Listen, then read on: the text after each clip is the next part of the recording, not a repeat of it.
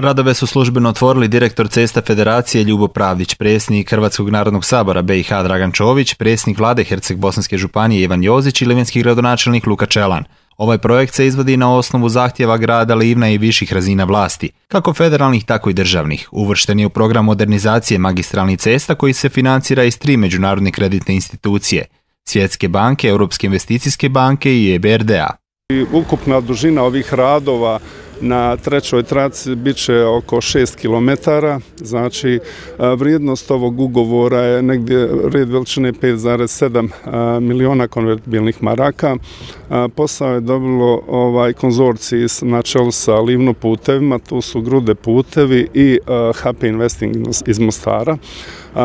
Radovi su zvanično počeli sada i oni će trajati oko godinu dana je znači rok izvođenja radova na ovom svemu i mi očekujemo znači u drugoj polovici naredne godine da će ovi radovi biti završeni, a sama rekonstrukcija znači ovih 6 km trake za spora vozila nije uključeno i sama rekonstrukcija crne točke, takzvana Tribunova krivina koja je negdje red veličine oko 360 metara dužine.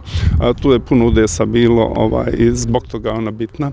Treća traka je jedan od posljednjih projekata koji Ceste Federacije provode u Livnu u suradnji sa lokalnom zajednicom. Sigurno da možemo izraziti zadovoljstvo što smo oni projekti koje je općina kandidirala, što su našli prioritet u cestama Federacije i što su jednim dijelom i završeni, a vidimo i danas svjedoci smo da su počeli radovi na ovoj trećoj traci koja je sigurno jako bitan projekt za grad Livnu.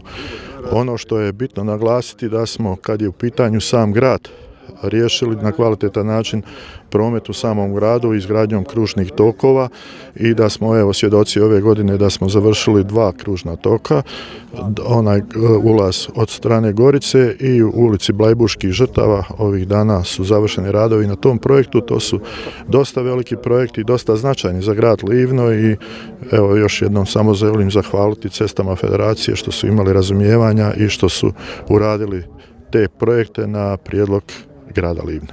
Sljedeći projekt modernizacije cesta u Livnu, koji se financira iz EBRD-a, je obilaznica Livna u dužini 2,9 km.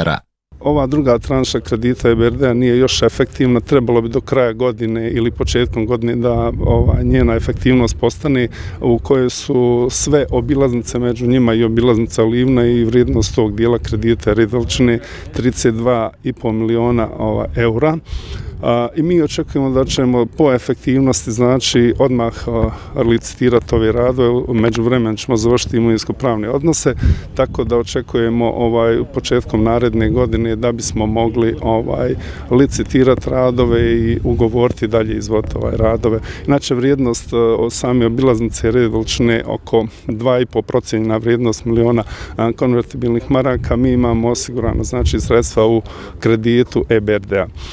Sa trećom trakom, završetkom izgradnje livanjske obilaznice te novim kružnim tokovima dodatno je poboljšana cestovna infrastruktura u Livnu, a najavljena je i buduća suradnja grada Livna i Cesta Federacije.